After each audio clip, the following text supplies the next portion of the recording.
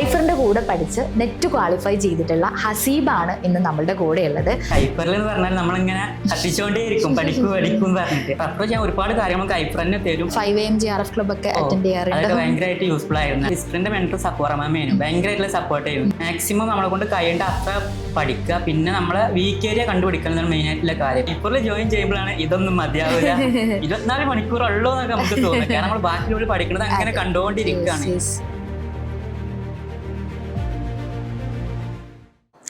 Hello everyone, തുടർച്ചയായ 6ാമത്തെ തവണയും UGC net റിസൾട്ട്സിൽ കേരളത്തിലെ നമ്പർ 1 ആയിട്ടുള്ള ഐഫർ എഡ്യൂക്കേഷന്റെ വിന്നേഴ്സിനെ പരിചയപ്പെടുന്ന പ്രോഗ്രാമിലേക്ക് നിങ്ങൾ എല്ലാവരെയും വെൽക്കം ചെയ്യാണ്.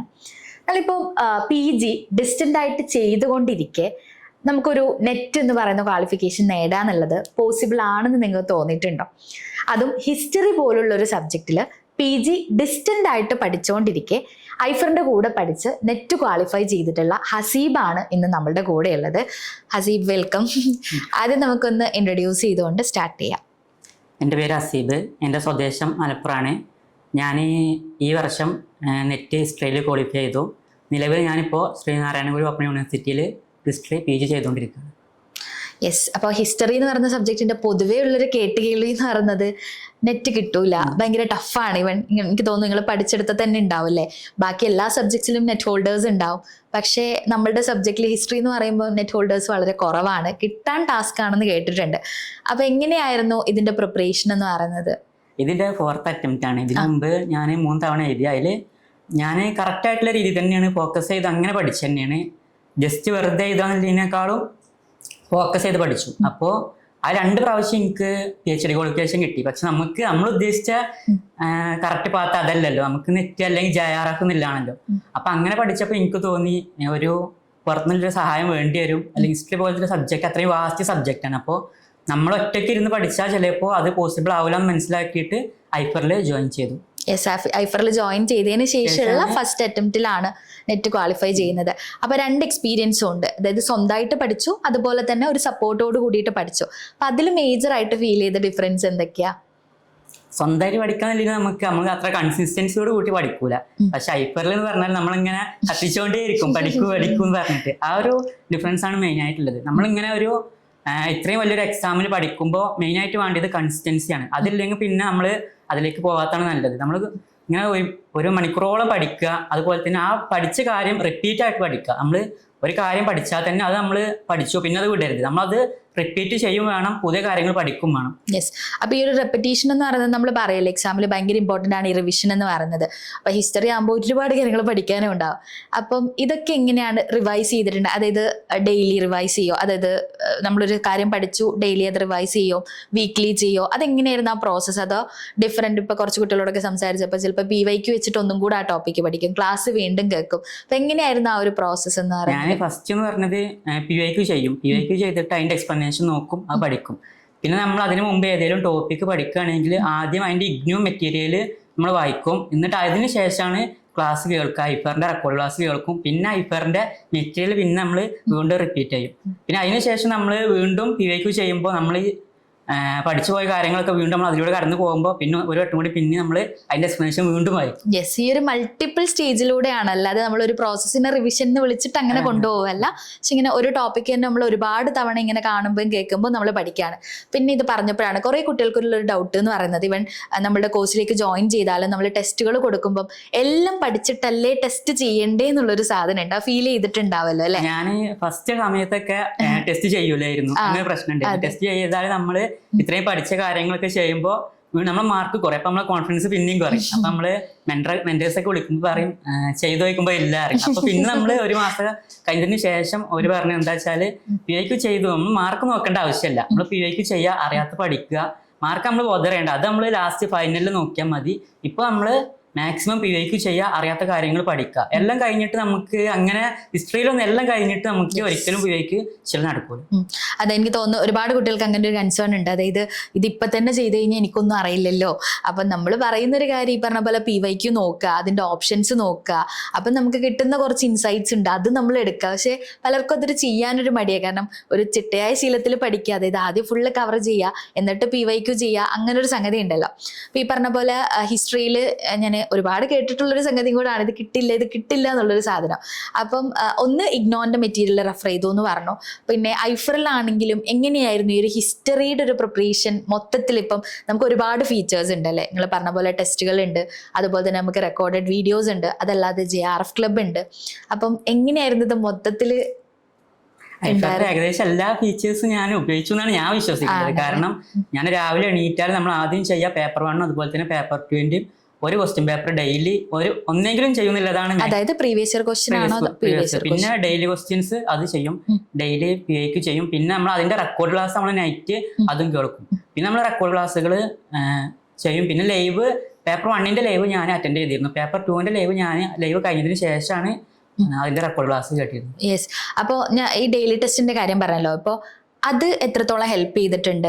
അതായത് ഇപ്പൊ ഡെയിലി ടെസ്റ്റ് രാവിലെ ചെയ്യുന്നു, നമ്മളത് നോക്കുന്നു, പഠിക്കുന്നു, പിന്നെ നൈറ്റ് അതിന്റെ ഡിസ്കഷൻ കിട്ടുന്ന സമയത്ത് അത് ഒരുപാട് ഇമ്പാക്ട് ഉണ്ടാക്കിയിട്ടുണ്ടോ? എങ്ങനെയായിരുന്നു അതിന്റെ ഒരു പ്രോസസ്സ്? നമ്മൾ ഫസ്റ്റ് ചെയ്യുമ്പോൾ നമുക്ക് ഈ ക്വസ്റ്റ്യൻസ് പ്രത്യേകിച്ച് പേപ്പർ 1 നമുക്ക് മാത്സ് അതുപോലെ തന്നെ ഡാറ്റയും നമുക്ക് ഒറ്റയ്ക്ക് ചെയ്യുമ്പോൾ കിട്ടുന്നുണ്ടാവില്ല. പക്ഷെ നമ്മൾ അതിന്റെ റെക്കോർഡ് ക്ലാസ് കേൾക്കുമ്പോൾ ഓക്കെ ഇത് ഇങ്ങനെയാണ് ചെയ്യുക.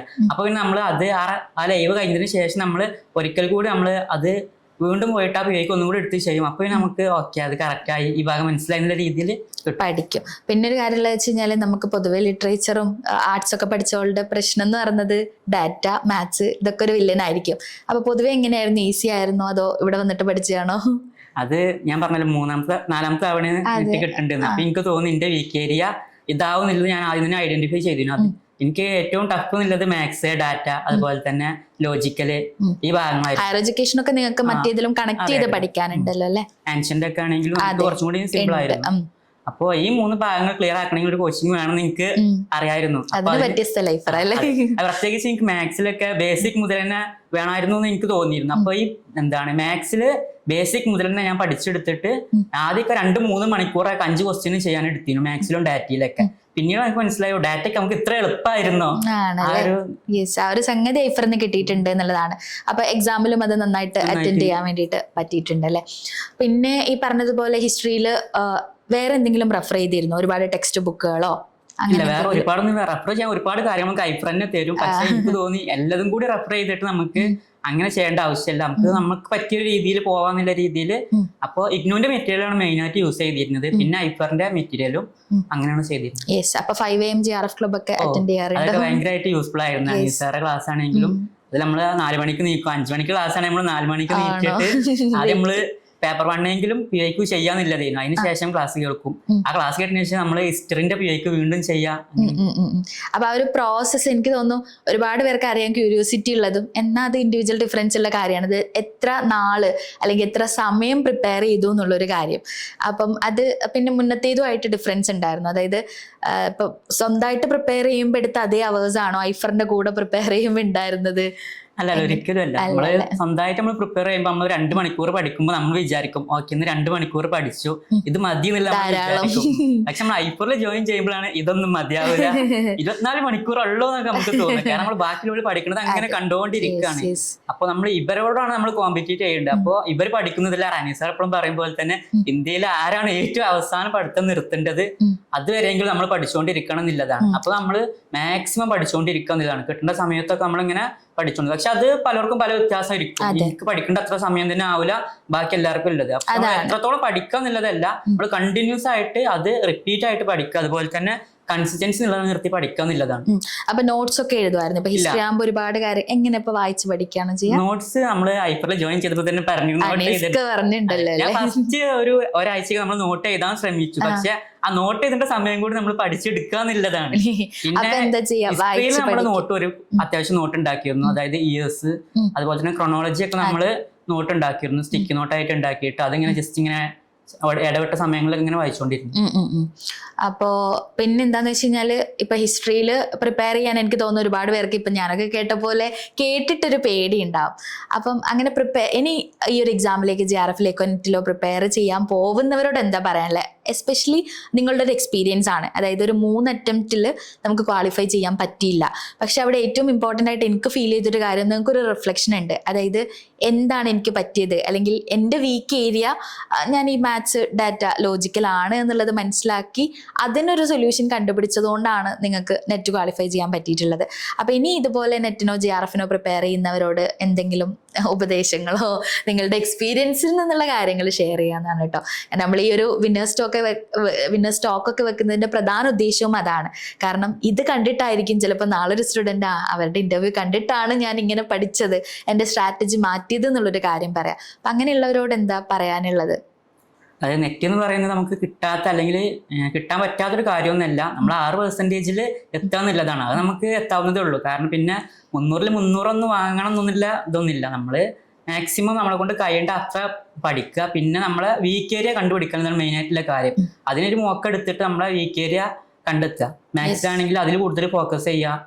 അതുപോലെ തന്നെ ഹിസ്റ്ററിയിലാണെങ്കിലും ഒരുപാട് ക്രോണോളജി ചോദിക്കുന്നുണ്ട്. ഇയേഴ്സ് പഠിക്കുക. എല്ലാവർക്കും ഇയേഴ്സ് ഒക്കെ ഒരുപാട് ടഫ് ആയിട്ടുള്ള ഏരിയയാണ്. അപ്പൊ ആ ഇയേഴ്സ് നമ്മൾ കൂടുതലായിട്ട് ഫോക്കസ് ചെയ്താൽ ആ ടഫ് ആയിട്ടുള്ള മറ്റുള്ളവർക്ക് എന്താണ് ടഫ് അത് പഠിച്ചെടുത്താൽ നമുക്ക് ക്വാളിഫൈ ചെയ്യാവുന്നതേ ഉള്ളൂ. ശരി. നമ്മളിപ്പം ഐഫറിലാണെങ്കിലും നമ്മൾ പ്രീ ടെസ്റ്റ് കൊടുക്കുന്നതിന്റെ പ്രധാന ഉദ്ദേശം അതാണ്. അതായത് ഇതിലേക്ക് വരുന്നൊരു കുട്ടീനെ സംബന്ധിച്ചിടത്തോളം ആദ്യം അവർ മനസ്സിലാക്കണം അവർക്ക് എന്താണ് വീക്കായിട്ടുള്ള ഏരിയ എന്നുള്ളൊരു കാര്യം. അത് എനിക്ക് തോന്നുന്നു പേപ്പർ 1 മാത്രമല്ല, നമുക്ക് പേപ്പർ 2 ഉണ്ടാവും. കാരണം 10 മൊഡ്യൂളിലും നമ്മൾ ഭയങ്കര എക്സ്പേർട്ട് ആയിരിക്കണം എന്ന് നിർബന്ധമില്ല. അപ്പം അത് മനസ്സിലാക്കുക, അതിൽ കൂടുതൽ ഫോക്കസ് ചെയ്യുക. എവിടെയാണോ നമുക്ക് മിസ്സായത് അതിൽ കൂടുതൽ ഫോക്കസ് ചെയ്യുക എന്നുള്ളതാണ് എനിക്ക് തോന്നുന്നു. പിന്നെ ഒരു കാര്യം ഞാൻ ചോദിക്കാൻ നേരത്തെ വിചാരിച്ചൊരു കാര്യം, ഇപ്പൊ കൺസിസ്റ്റൻസി എന്ന് പറയുന്നൊരു സാധനത്തിനെ കുറിച്ച് പറഞ്ഞപ്പോൾ ഐഫറിൽ വന്നതിന് ശേഷമാണ് ആ ഒരു കൺസിസ്റ്റൻസി മെയിൻറ്റെയിൻ ചെയ്യാൻ പറ്റിയെന്നുള്ളത്. അപ്പൊ എപ്പോഴേലും ഡീമോട്ടിവേറ്റഡ് ആയിട്ടുണ്ടോ? നമ്മൾ തുടർച്ചയായിട്ട് ഇങ്ങനെ പഠിച്ചുകൊണ്ടിരിക്കുക നമുക്കുള്ളൊരു ഡൗട്ടാണ്, നമുക്കിത് കിട്ടുമോ, നമ്മൾ ഇത്രയും വർക്ക് ചെയ്തിട്ട് നമുക്ക് ഇത് കിട്ടിയില്ലെങ്കിൽ നമ്മളിത് ചെയ്ത് പോയി വേസ്റ്റ് ആയി പോകുമോ എന്നുള്ള ഡൗട്ട് നമുക്ക് എപ്പോഴും ഉണ്ടാവും. അപ്പൊ നമ്മള് ഡെയിലി പോഡ്കാസ്റ്റ് ഉണ്ടാവും. ആ പോഡ്കാസ്റ്റ് കണ്ടിട്ട് നമ്മളൊന്ന് ജസ്റ്റ് മോട്ടിവേറ്റ് ആവാൻ. എന്നാലും നമ്മള് അതുകൊണ്ടൊന്നും നമുക്ക് ചിലപ്പോ പവർ ആവണമെന്നില്ല. അപ്പൊ നമ്മൾ അനീസർ അപ്പൊ ആ ഒരു ഇതില് നമ്മൾ എങ്ങനെയാണ് അനീസറിനെ മനസ്സിലാവണമെന്ന് അറിയില്ല. അപ്പൊ ഒരു പ്രിപ്പറേഷൻ അനാലിസിസ് വെക്കണു, നമ്മൾ വീണ്ടും അത് ചാർജ് ആവുന്നു, വീണ്ടും പഠിക്കുന്നുള്ളതാണ്. നമ്മൾ മെന്റേഴ്സ് വിളിക്കുമ്പോഴൊക്കെ നമ്മൾ ഓക്കെ അത് പ്രശ്നമൊന്നുമില്ല, ഈ രീതിയിൽ പോയാൽ മതി എന്ന് പറയുമ്പോൾ നമ്മൾ ഓക്കെ നമ്മൾ പോകേണ്ട വഴി കറക്റ്റ് ആണെന്നുള്ള രീതിയിൽ നമുക്ക് മനസ്സിലാവും. യെസ്. ആ മെന്ററിങ് സപ്പോർട്ട് എങ്ങനെയായിരുന്നു? ലൈക്ക് ഇപ്പൊ ഒരു ഹിസ്റ്ററിയിൽ മെന്റർ വിളിക്കുന്ന സമയത്ത് ഒന്ന് നമ്മൾ അവരോട് റെസ്പോൺസിബിൾ ആവുക, നിങ്ങൾ പറഞ്ഞ പോലെ ടെസ്റ്റ് അറ്റൻഡ് ചെയ്തില്ല എന്നാൽ ചെയ്യാം, ആ ഒരു സാധനം. ത്രൂ ഔട്ട് ദ ജേർണി എങ്ങനെയായിരുന്നു മെന്ററിന്റെ ഒരു സപ്പോർട്ട്? ഹിസ്റ്ററിന്റെ മെന്റർ സപ്പോർട്ട് മാമേനു ഭയങ്കരമായിട്ടുള്ള സപ്പോർട്ട് ചെയ്യും. കാരണം മാം ഒരു ഫോക്കസ് ഗ്രൂപ്പ് എന്ന് പറഞ്ഞ ഗ്രൂപ്പൊക്കെ ഉണ്ടാക്കിയിട്ട് അതില് ഈ ഭാഗം പഠിക്കുക അല്ലെങ്കിൽ ഈ ഒരു ടോപ്പിക്ക് പഠിക്കുക എന്ന് പറയും. അത് പഠിച്ചില്ലെങ്കിൽ ആ ഗ്രൂപ്പിൽ നിന്ന് ഔട്ടാ. അങ്ങനെയാണ്. അപ്പൊ പിന്നെ നമ്മള് അതിങ്ങനെ ബാക്കിയുള്ള പഠിക്കണം നമ്മൾ കാണുകയാണ്, ഇങ്ങനെ ഇത്ര ആൾക്കാർ പഠിച്ചു എന്നുള്ളത് ഇങ്ങനെ ആ ഗ്രൂപ്പിൽ ഇങ്ങനെ വന്നുകൊണ്ടിരിക്കും. അപ്പൊ നമ്മൾ എന്താണ് നമ്മൾ ചിലപ്പോ പഠിച്ചിട്ടുണ്ടാവില്ല, എന്നിട്ട് അന്ന് രാത്രിക്ക് ഇരുന്ന് നമ്മൾ അതിന് പഠിച്ചെടുക്കണം. അത് നമ്മൾ പഠിക്കാന്നില്ല, അപ്പുറം നമ്മൾ ആ പഠിച്ച കാര്യങ്ങൾ മാമിന് പറഞ്ഞു കൊടുക്കണം. അതാണ് നമ്മൾ റെക്കോർഡായിട്ട് വോയിസ് ആയിട്ട് മാമിന് പേഴ്സണൽ ആയിട്ട് അയച്ചു കൊടുത്താൽ മതി.